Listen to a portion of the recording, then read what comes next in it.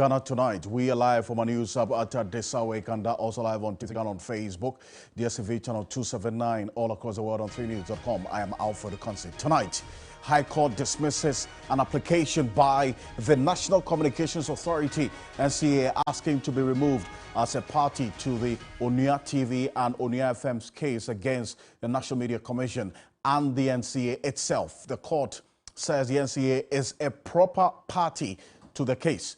We have the details for you, and we'll be joined by a private legal practitioner on this matter. Stay with us. Also, we assess the conduct of the district-level elections held across the country earlier today, interrogating some of the challenges that emerged, necessitating the postponement of the elections in some electoral areas.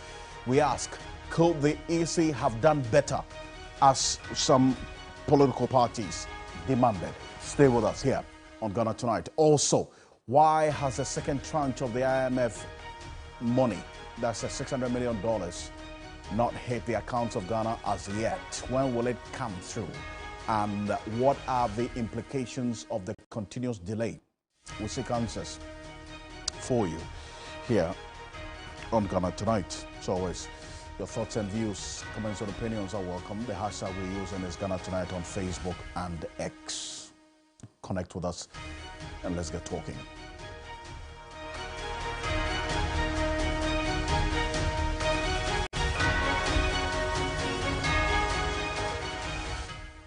We have these and more as always, and let's settle for the top stories of the day, summarized on Ghana Brief.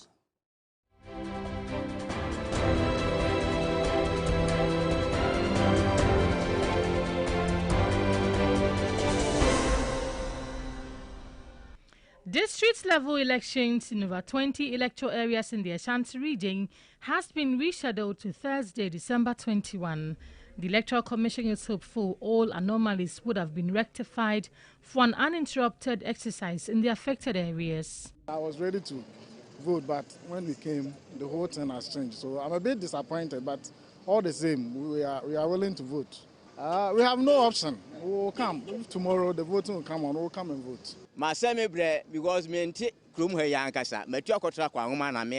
I've wasted my time and fuel to ride all the way here, hoping to vote, only to be told it's been postponed. If not for the elections, I wouldn't have stepped out today. Quite unfortunate, because we've planned very well for this election. We've have sleepless nights planning for how we're going to win this election. So when it happens like this, we don't know what next. Some of the voters may not return because of distance and their work schedule. Some are even taking transport from us to return home. Transportation every year and what media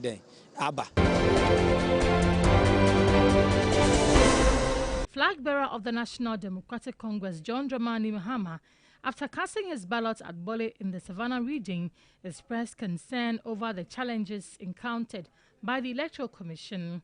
The former president urged the Electoral Commission to ensure such glitches are not repeated in the 2024 general elections. It is my hope that the Electoral Commission will get its act together, because we know that national, presidential and parliamentary elections are more emotive.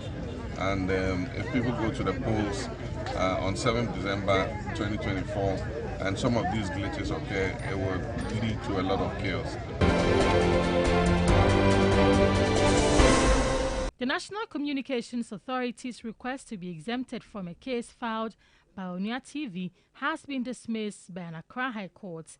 The court says the NCA must remain a part of the case in which the media organization is accusing it of not following due process in its push to have Onua TV's operation license suspended.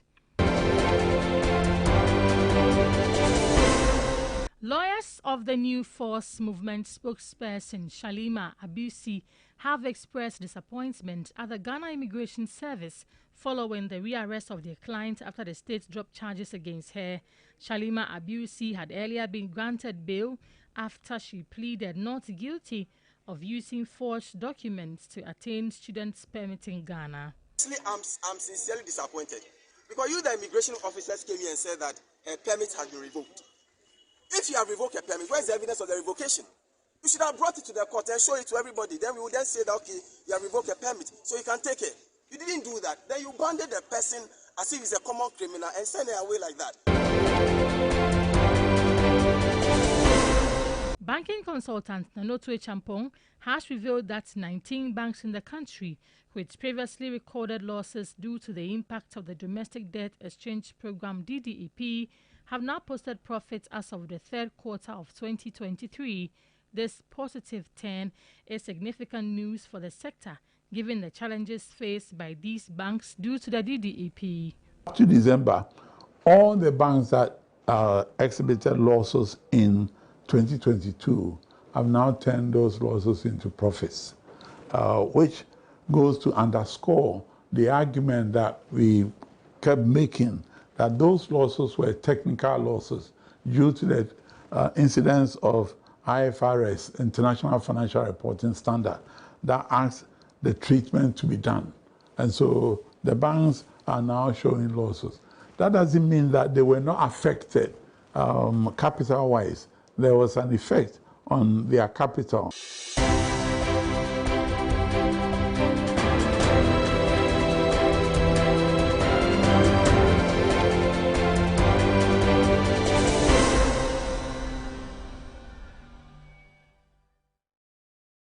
You know, that point that Nanotwe Champong, the banking consultant, just made about the health of the banking sector and with respect to the 19 banks that he made reference to. Stay with me here on Ghana Tonight because we're going to get into that. The state of affairs of the banking sector and whether it can be the case that the losses that the banks posted in 2022, as he indicated, were largely as a result of technical losses due to the incidents of the IFRS 9. Is that really the case? Was it just about technical losses? How much of it was technical losses? That's a conversation. We're going to break it down here on Ghana Tonight, and so you have a fair idea of the reality that the banks are faced with in this country. Stay with me. Coming up next, we assess the conduct of the district level elections held across the country earlier today, interrogating some of the challenges that emerged, necessitating the postponement of the elections in some electoral areas. We ask, could the Electoral Commission have done better? That's the question here on Ghana Tonight as we get into it. And as a matter of fact, we had our colleagues here on your election command center across all the 16 regions where this election was taking place and on the ground to bring you a clear reportage, an idea of what exactly is going on. And a number of the places where this election was postponed by the Electoral Commission, as indicated, because of technical challenges, was mostly in the eastern region and then also in the Ashanti region. In fact, the Ashanti region, over 200 areas, electoral areas, do not have elections organized as a result of these technical hitches that the Electoral Commission talked about. And we spoke to a number of people, both in the Ashanti region and the Eastern region, to get their own reaction to this decision by the Electoral Commission to postpone elections in these areas because of the technical challenges they indicated. Take a listen to them, and I'll show you the EC statement shortly. Take a look. Even at all, they should call and tell them that, oh, maybe we are coming, or try to console the people that will come. But up to now, you've not even spoken to your people who are on the grounds. Look at the time. I don't think we can vote today. If possible, 20% crowd, we won't get it. People have traveled from far to come and vote, and they couldn't vote. If they have to come back again, it will be a challenge for them. Today, I went to vote for the assembly member thing that they were doing, election. And when I got there after voting, I was expecting them to give me an ink for me to dip my finger in. But they said there is no ink. And I felt weird because I'm wondering, okay, so if there is no ink, what shows that I voted? The ink, if you use, it takes 3 days to 4 days before it come out. But if you don't use the ink, you can go another place to go and vote because the system is slow. Before you realize you are voting twice, double voting. So if they use ring, it defines that you are voting, you are already voting from some place. What about if you go, the system is running down? Well, so also some of the people who went there to vote were also talking about the fact that because the word indelible ink wasn't applied to them. That's a conversation that we're going to have going forward into 2024. The decision by the Electoral Commission not to use the indelible ink anymore.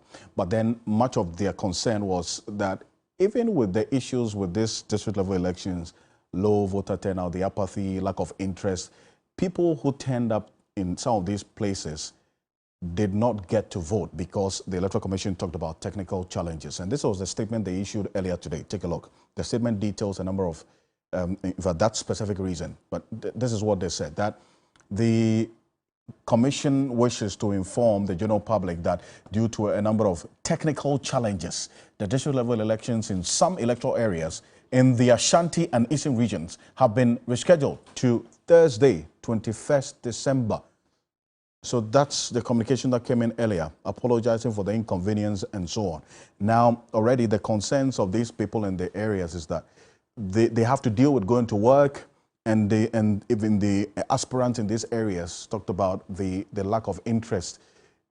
So they expect a lot more apathy on Thursday because of this. But this is what the Electoral Commission is urging. Now, these are some of the areas that the Electoral Commission, as a result of these technical challenges that they talk about, elections were not organized today, right?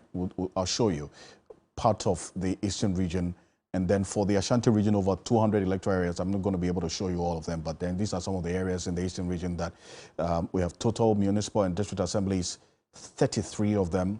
Elections were held in 13 out of the 33, and the elections suspended or postponed in 20 of them. So that's for the Eastern region. In the Ashanti region, total number of electoral areas, 1,087. And guess what? The areas that elections were suspended, 281 of them. So it's expected that on Thursday, 281 of these electoral areas in the Ashanti region, where 1,087 electoral areas are there, would have the elections conducted, all things being equal. But my colleague Ibrahim Abubakar, who was on the ground for us in the Ashanti region, is joining us. Ibrahim, you interacted with some of the people who turn up in some of these places to vote. Now, do you get the sense that on Thursday they're going to show up? Well, I've heard some will show up because they have expressed their readiness to take part or to exercise their civic duty. Others too cannot really tell whether they will be able to come or not, because for some of them, they had to tweak their plan for the day, make sure that they fuse in the voting, only to get to the scene or the voting center and be told that the voting wouldn't take place. So definitely, because we have others who have registered in one area, but they stay in another area, which is a bit far from where they've registered. Others too came all the way from Accra just to be able to vote. So these people, if they go back to Accra today, the possibility of them returning to the area on Thursday is a bit low. So definitely that's how come some of the candidates fear that the cancellation of the suspension of the exercise may further deepen the apathy. In fact, even today that you could realize that interest have been whipped up. Still, turnout was very low in most of the centers that we visited. You can go to one center, they are expecting around 1,000 people to vote. By the end of the day, 200 or even less than 200 came there to cast their ballot. So it's a worrying development, especially for, when we get to Offenso South, 9 electoral areas were not able to vote today. And some of these candidates are also not happy with the new date, that's Thursday, because they have their big market day, that's at Abofo, on Thursdays. And definitely for them, they say more people will prioritize going to the market rather than coming there to vote, because We are in the period of Christmas and people have to go make sales.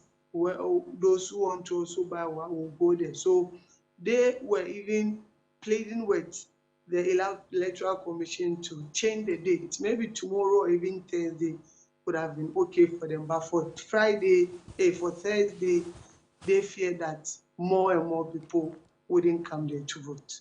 Ibrahim, I appreciate your time on this. Thank you so much. And the fears that these aspirants have is not limited to the Ashanti region. You have a number of them across these areas where the election was postponed, also having those same fears. Thank you. But we're talking about this technical challenges that led to the postponement of the elections in these areas at a time when the Electoral Commission is talking about moving the time for the closure of polls on December 7, 2024.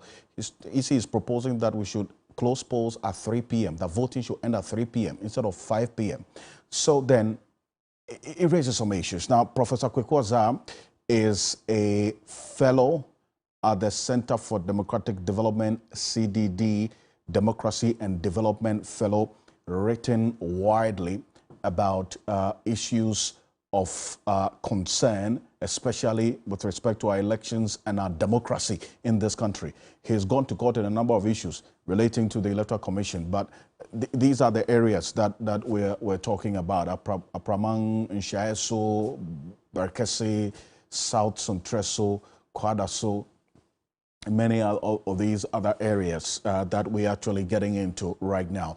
And we're going to be joined shortly, and we'll rectify that connection with Professor Kwekwaza in a bit to get his reaction to this particular proposal by the Electoral Commission on this. Ebraso, Sofia, and Bekwai, Boyo, Kayera, and all of these places and matters arising. But this is what the former President John Mahama also said about these issues that the Electoral Commission faced earlier today.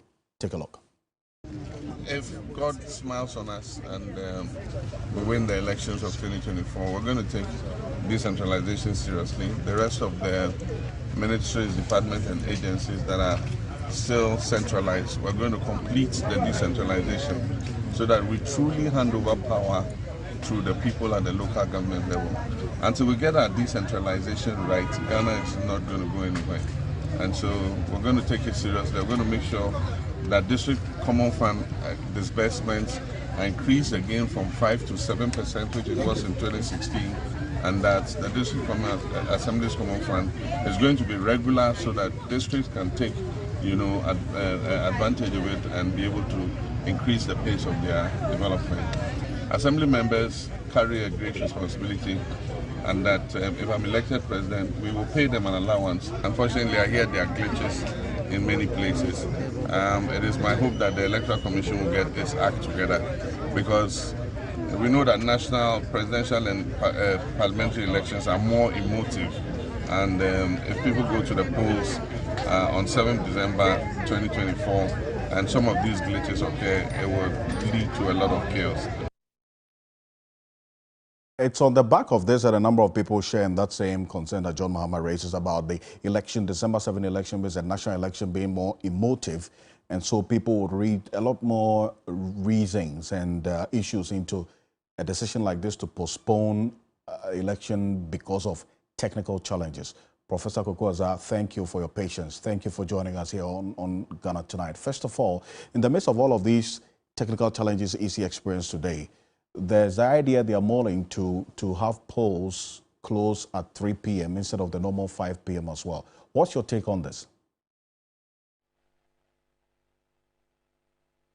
Well, that's a good question, and one that can only be answered after some data and debate. It is not one that one can just sit there and conclude that it's good or conclude that it is bad. What problem are we trying to solve? What other problem will arise as a result of trying to solve that problem? As I understand it, the EC is arguing that if you close the poll early at, let's say, 3 p.m., well, it's still not dark, so there's transparency. you get early results, and that's all good. On the other hand, when you close the poll too early, there is the likelihood that you might disenfranchise some voters. And the key feature of our electoral system is that we want people to vote. We don't want to disenfranchise anyone. So you have to carefully strike the balance between this transparency and disenfranchising people. Now, the EC does not provide any data to support her stance beyond observing that in 2020, about 70% of the voting centers were empty at about 1 p.m. Well, that's not evidence. That's just casual observation. That was a COVID era. And then there's also the chance that many people show up at 4 o'clock or at 5 o'clock, depending on their work schedule. So it triggers an important question about the way we make laws or subsidiary legislation generally in this country. We've been doing this constitutional business for 30 years. And the most important, or one of the most important things in constitutional regimes is the administrative state. And by the administrative state, I mean agencies, authorities, and so on, that make law what we call subsidiary legislation. So you can have the laws that are made by Parliament. We call those statutes. We all see the process and so on. But the bulk of the law are made by these agencies in the form of subsidiary legislation. And Article 23 and Article 296 require that those laws, before they are made, follow some process. First of all, the EC cannot just announce a proposal.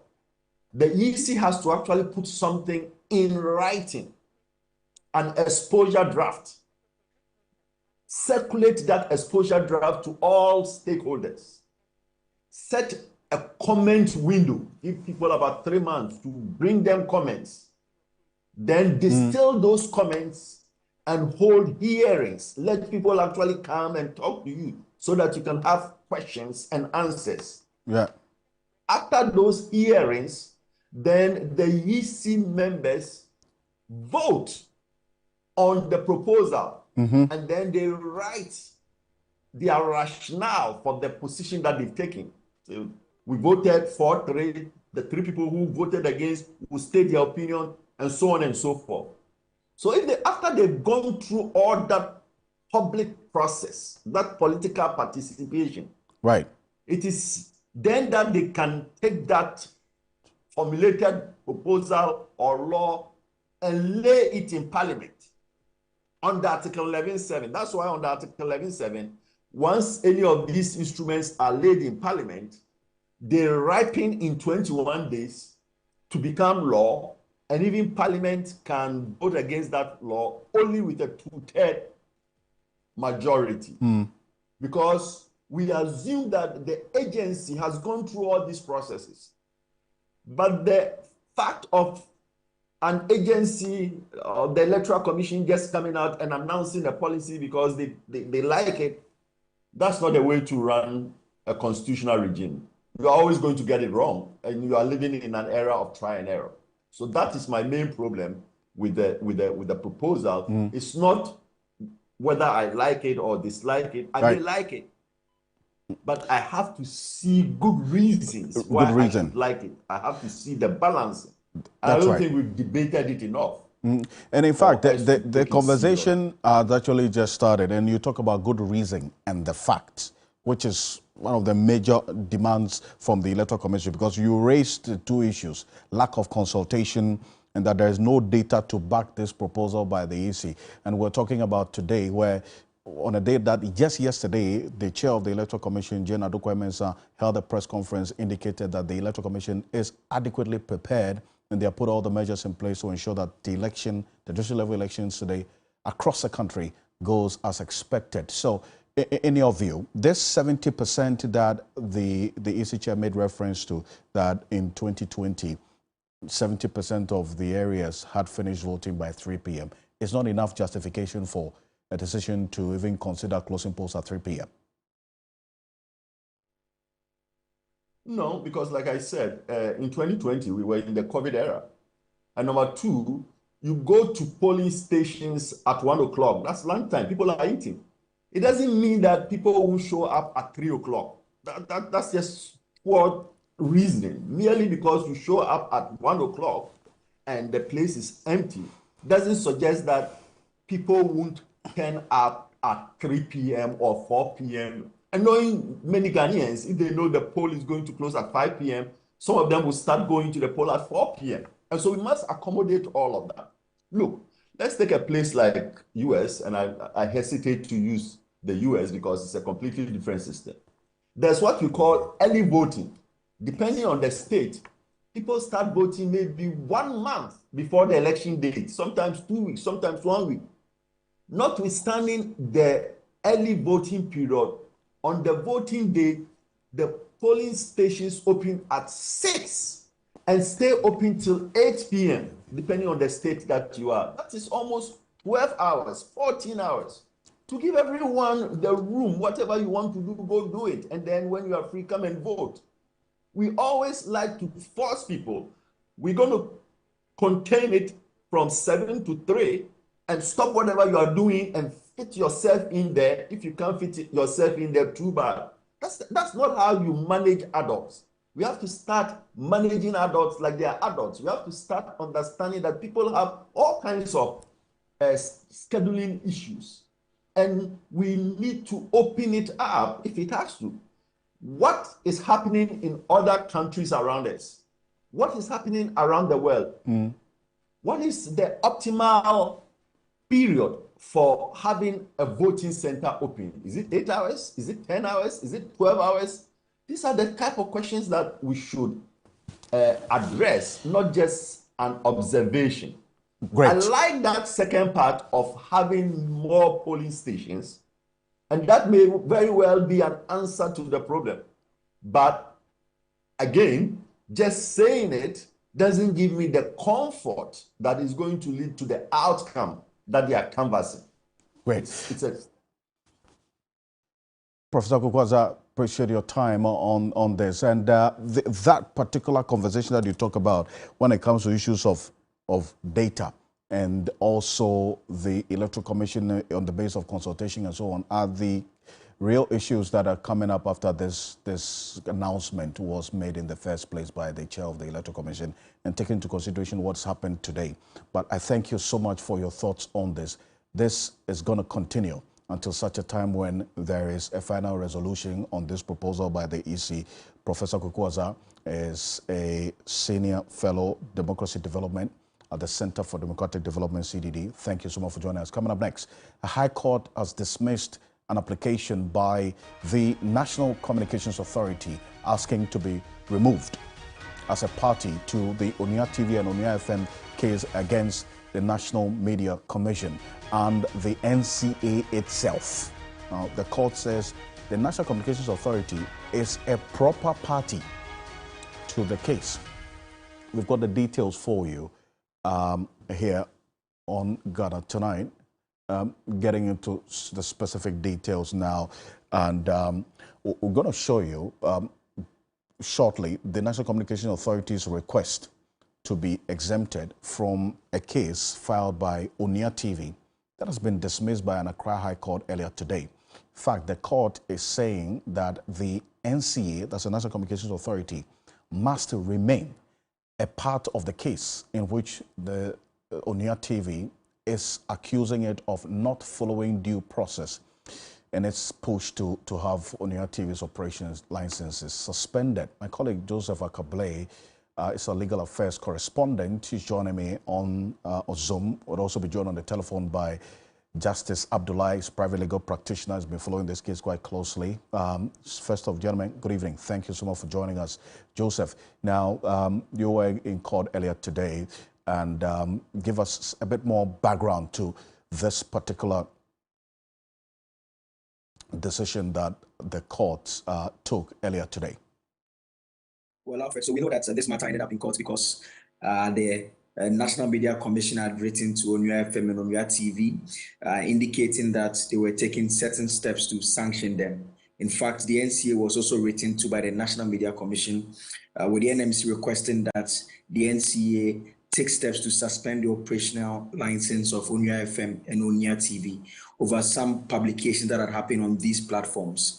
We know that Onua TV Group took the view that the NMC was not acting in accordance with law in that first, they had not even disclosed who had complained to the NMC about the said publications and also giving them an opportunity to respond to any such complaint before proceeding to purport to impose such legal sanctions against the Onua TV Group. And so the Onua TV Group, in the wake of that correspondence happening and the NMC indicating that it intends and has the mandate to take those appropriate steps to have such sanctions imposed, then the Onua TV headed to court to seek an injunction to restrain the NCA and the NMC from taking any such action.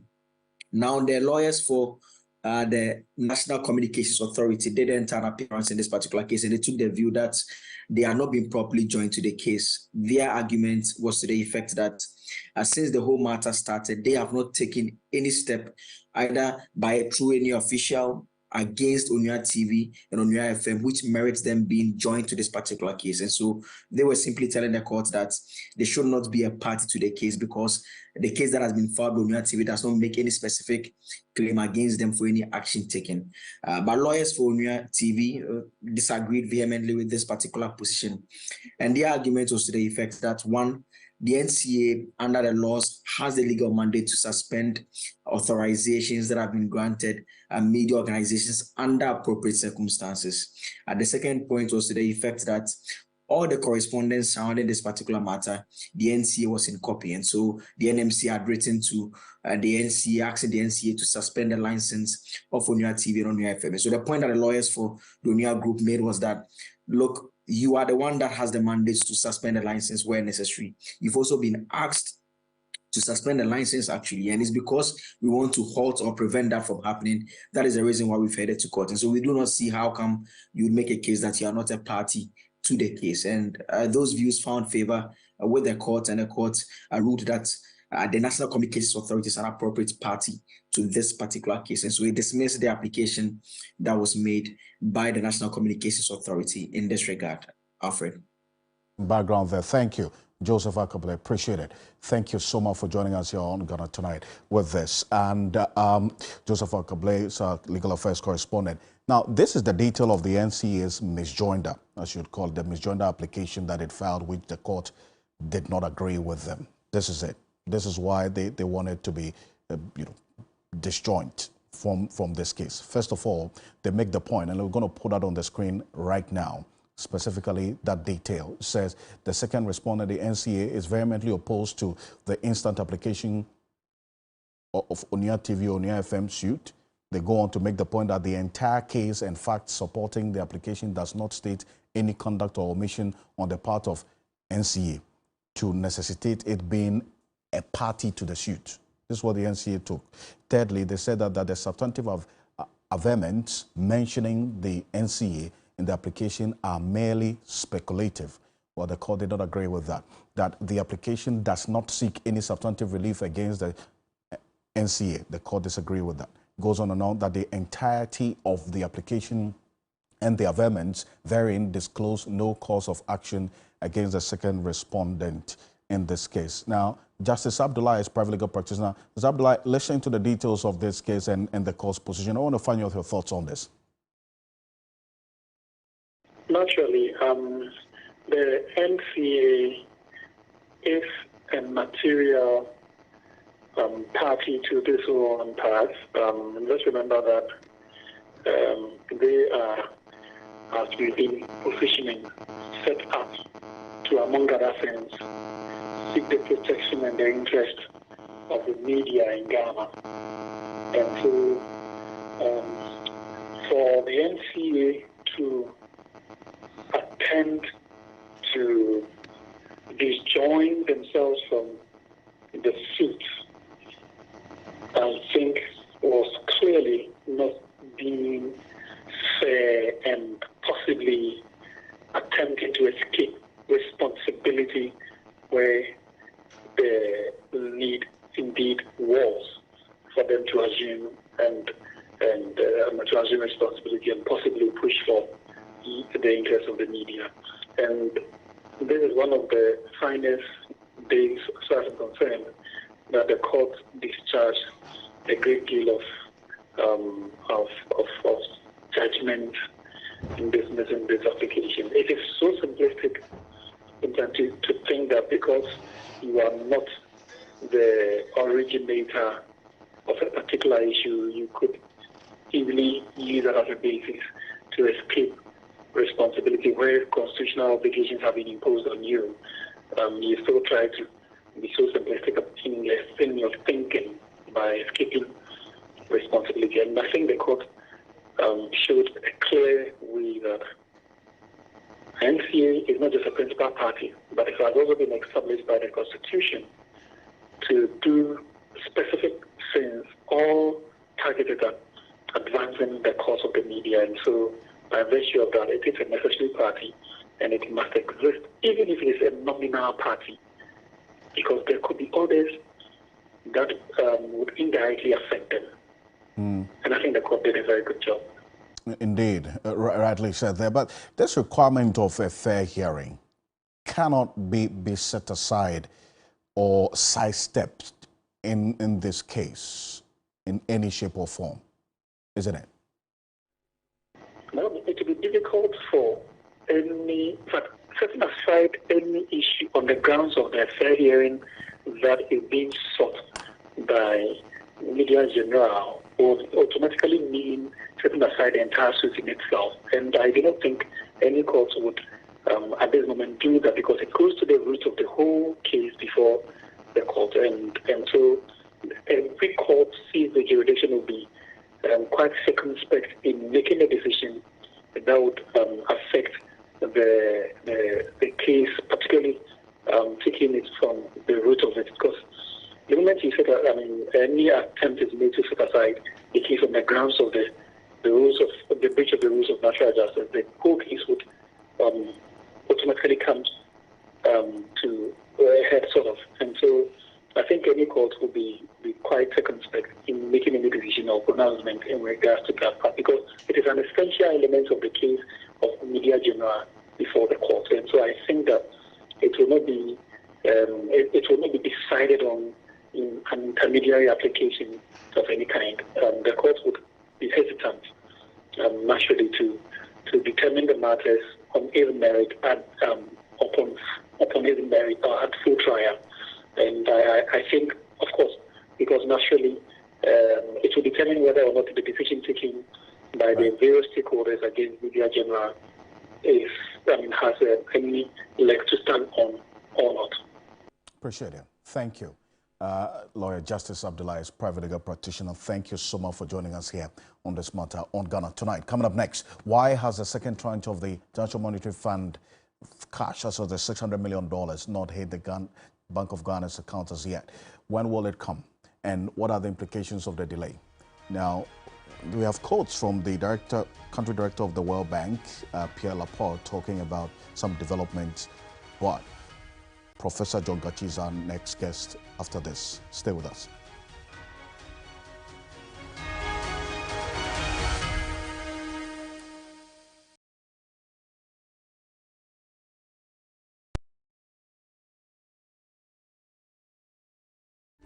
Have you been to Aqua Safari lately? Let me share my experience with you at the new Aqua Safari Resort. When you arrive, you're greeted by warm smiles and introduced to your 24-hour butler who already has your itinerary sorted. Enjoy water sports activities like jet ski rides, kayaking, water sliding, flyboarding, and castnet fishing. You can even have your lunch here on the boat cruise. Experience horseback riding, tennis, and some golfing amongst a host of other activities. Let the tour guides take you through the sceneries of the Volta River, the mangrove forest, the friendliness of the animals, local and exotic birds, while you pet and feed them. You can have this large space for your conferences, corporate retreats, and so many activities as part of the package. We chose to have our breakfast with a beautiful sunrise right in front of our cabin. We had an amazing experience and I can't wait to return for more. Visit Aqua Safari Eco Resort in Ghana, bringing you closer to nature. First guy to get to the top of Mount Juango wins. Are you ready? Go! You think you're fast enough? You think you're strong enough? You think you're man enough?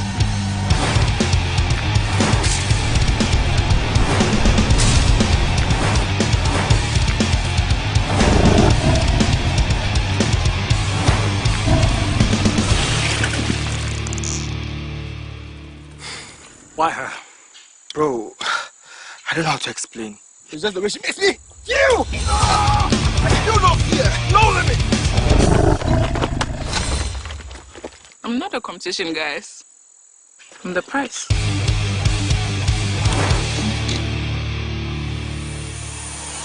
Juango, no fear, no limits. Excessive drinking can be detrimental to health. Not recommended. Persons under 18 years, lactating mothers, pregnant women, and people sensitive to caffeine. This advert is FDA approved. Everybody knows Acrobato. And if you know Acrobato, it means you know M-Punch Homeopathic Clinic. M-Punch Homeopathic Clinic is my pillar. Let's hear what others are saying about M-Punch Homeopathic Clinic. Who will be careful M-Punch one? Chesena me ankasa me period na say problems wom ntina ma wo ho idea ma me papa chesena nya asem ketewa na mkwan point no mo hwe me modam no mo hwe bibia na so mo meduro me fire no ene ma won kra me nu foforo kwa na mkwan mu a eba and everything yourself me ma me no adwodwo eda ho a wontumi nante ene ne ko end point o mama no nura ene ne ho idea wotumi asori anante. That's end point for you of Acrobato. Hello hey ohwehwe what che okay a free bra wo di end point wa dance am me call you no me Johnson sema na enkoyie en paso na my emre nyina na magina sebema na me no be fie for there e ho na nyina jaresa. You heard everything. I have secret. M-Punch is my secret. M-Punch Homeopathic Clinic. I'm free. Franco Trading Enterprise mamu nyina afishia pa ne e ka twa mu se ye damo ase ma mu free achichi ne bencheye a mo beto ade wa ha mako ankrankran eni wholesales fo nyina ye damo nyina ase afisese ne nyankopan yo bia komaso ade ama no ne e kai mo se yegusu edidwa nti se ye mobile phones, television, air conditioner, laptops, accessories, speakers, tabletop fridges, chest fridges, double decker fridges, washing machine. Franco Trading Enterprise. But to be kocha mama, o papa, wa downful, bibia ye will be wa hanum say. Obetimi so a friend numbers here e wo screen so and now say obeko your website so www.francotrading.com. Franco Trading Enterprise. Ye mamu nyina fishia pa. Now it's Christmas time. Spruce up your home for the holidays with our stunning collection of furniture at incredible prices. From cozy sofas to elegant dining sets, find the perfect pieces to create a warm and inviting space for your festive gatherings. Don't miss out on these merry deals. Elevate your home and celebrate the season in style with our Christmas furniture sale.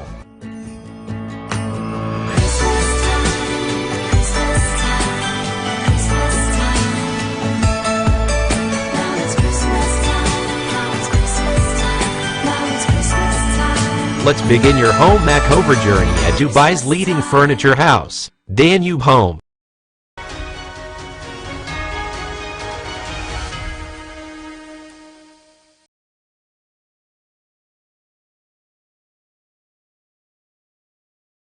Welcome back. This is Ghana Tonight. We're live on TV3 Ghana on Facebook, DSTV channel 279, all across the world on 3news.com. Now, earlier today, we had Nana Otwe Champong, who is a banking consultant, speaking about the profitability of the banks and talking about the fact that some 19 banks had recorded profitability as against the same period last year where a number of them had posted losses, huge losses. And he put it down to technical issues which led to the losses. This is what he said. Take a look. Up to December, all the banks that exhibited losses in 2022 have now turned those losses into profits, which goes to underscore the argument that we kept making, that those losses were technical losses due to the incidence of IFRS, International Financial Reporting Standard, that asks the treatment to be done. And so the banks are now showing losses.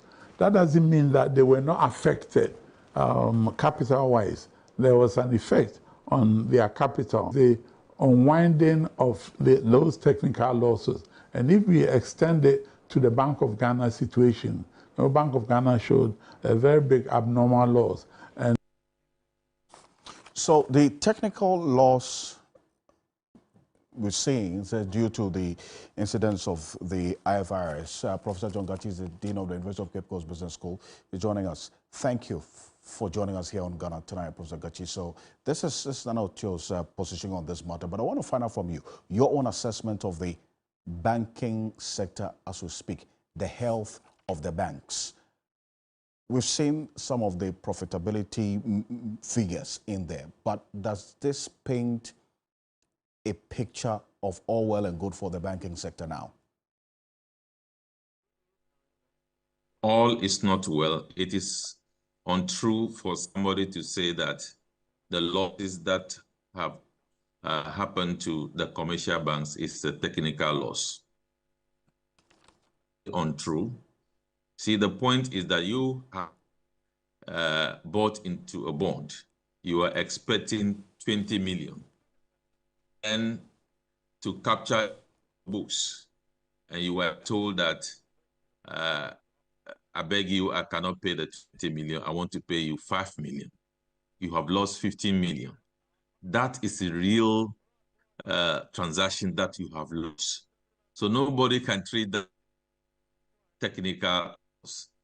The question is, did government take some benefit? Did the commercial banks something? Yes, they lost something. It's not technical at all. IFRS 9 only prescribe how to recognize their financial assets and liabilities, how in the books. The treatment comes, the act has been committed. So if anybody treats what has happened as a tech, just because the banks have started making profit within a short period of time, just because nobody is checking the bank, they heap any kind of charges, interest, everything on customers. And the regulator is looking on. And all these things are happening, and the bank claim that they are making profit, and somebody comes to tell us that we told you that is just a technical loss. The point is that, did the government of Ghana borrow money from a central bank through the central bank buying bond into the government of Ghana bond? Mm-hmm. The answer is yes. Did the government pay all the interest? The answer is no. Is that a real transaction? Yes. So there is a real loss in the financial sector, and has crippled the financial sector to the extent that the financial sector is being called upon to recapitalize. A call for recapitalize is not a joke. It's only a real event that will occasion the central bank to call for recapitalization. So the problem is not over. The banks will have to put themselves together to capitalize. Fortunately and unfortunately for us is that we have so many foreign banks in the country, and who will be relying on their parent banks to support them to recapitalize. If not so, it would have been a terrible situation in the country. So nobody should trivialize what has happened and what we continue to experience in the banking sector. And we need to put our house in order. Why are we setting up a 15 billion stability fund? Because government has agreed that it was through my fault. It was through my policy. That is why you have all these negative effects. So I am putting up, a fund to help alleviate you. That's the general concept of the stability fund. Even though I have a very big problem with the stability, the administration of the stability bank. The stability fund. You have mentioned it in the past about the entire fund that you want Parliament to take interest in its administration. But earlier today, let's take a what Pierre Laporte, who is the country director of the World Bank, is saying about the second tranche of the IMF deal, the $600 million coming in, and why the delay. Now, this is what he's quoted to have said in an interview. Take a look. He indicated that per the information that he has from his own sources, obviously within the Bretton Woods institution, they make the case that, one, there are engagements far advanced so far to ensure that Ghana gets this particular deal.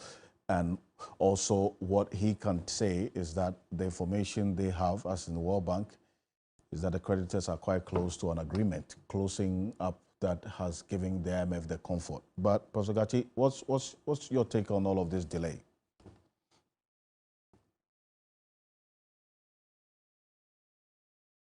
Unfortunately, we lost Professor John Gachi there. We would try and raise him, but this is Ghana Tonight. We'll be back shortly after this quick break. Stay with us.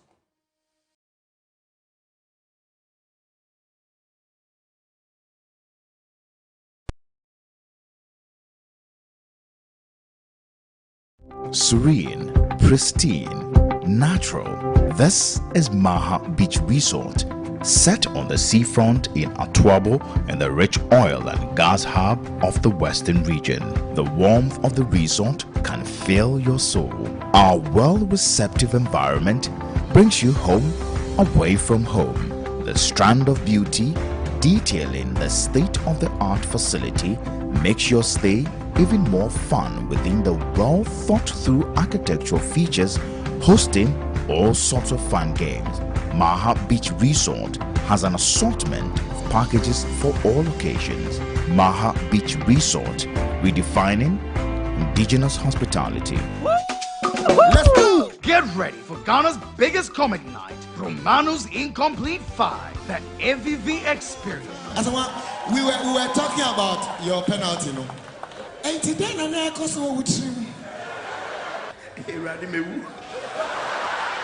Featuring Foster Roman, others on the bill, Lexi the Comic, Putogo, Chemical, Jeffrey Naughty. Rate is 150 Ghana cedis regular and 250 Ghana cedis VIP. Each ticket comes with a 5 kg of AVV rice. Dial *71 3*33*05# to purchase that ticket.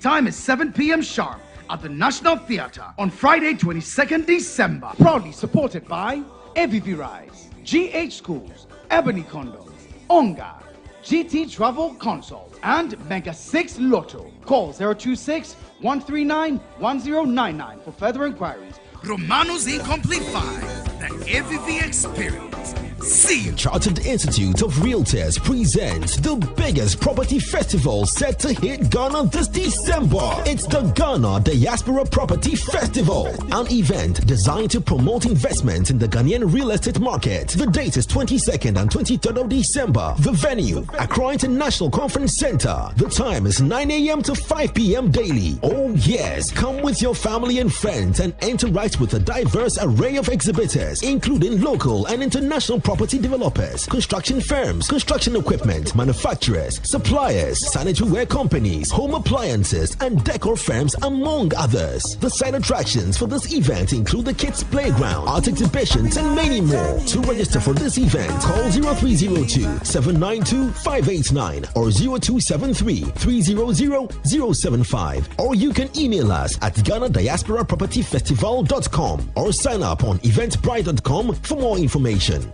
This event is open to all. Hello everyone, welcome to the Spot Furniture, where we turn your dreams into reality with our exquisite furniture. My name is Ohimwe Champuma. Let's get started. These section of sofas are one of our best sellers. They are perfect for family gatherings and a cozy movie night.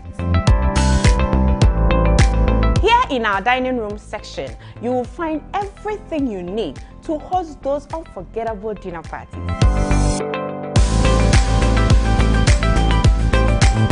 Hello. For those of you who love to work from home or just love a beautifully organized home office space, we have impressive home office furniture just for you.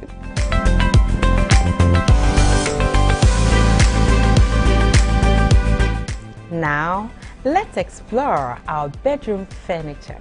Take a look at these sets, best of its kind, and it's available in various sizes and finishes to match your decor. From now till the end of the year, we are offering amazing discounts on our furniture items. From us, the Sport Furniture family, to yours, we wish you a Merry Christmas and a prosperous New Year.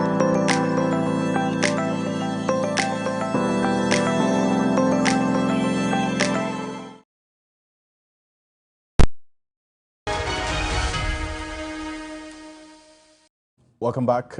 We've reconnected with Professor John Gachi. Apologies for that disconnection earlier, but I was asking you, based on what the World Bank Country Director has said, what's your own reading of what has caused this delay in the second tranche coming in? Well, the delay is occasioned by the inability of the two parties to agree on terms of what they ought to do. For example, Ghana as a debtor is going to its creditors to appeal to them to understand its position of difficulty, to sacrifice some interest payment, and also sacrifice to elongate the period the maturity of the debt. So those are the two terms. If you do not agree, it cannot happen. Mm-hmm. So it's just because of inability to agree on the terms to put together as an agreement. The government of Ghana was using about 30 to 40% haircut on interest, and later was reduced to 20 to 40. So which means that they have technically reduced the haircut that they want to give to external creditors. Then they have also technically reduced the period or the maturity period they want to give to the external creditors. So now, if the external creditors are comfortable with the new position of the government of Ghana, then they will agree. If it doesn't meet their expectation, they will not agree. So it's all about that. About that indeed. Professor John Gachi, thank you so much for joining us, and then also for your patience, staying up to connect with us at this time. Appreciate your time, Zach, Dean of the University of Cape Coast Business School. To you as well, thank you for staying with us here on Ghana Tonight. Join us same time tomorrow. On behalf of the rest of the team, we appreciate your time. I am Alfred Ocansey. Have a good night. Ghana Tonight is brought to you by Flamingo Paint. Superior durability, superior hiding, superior coverage, simply superior.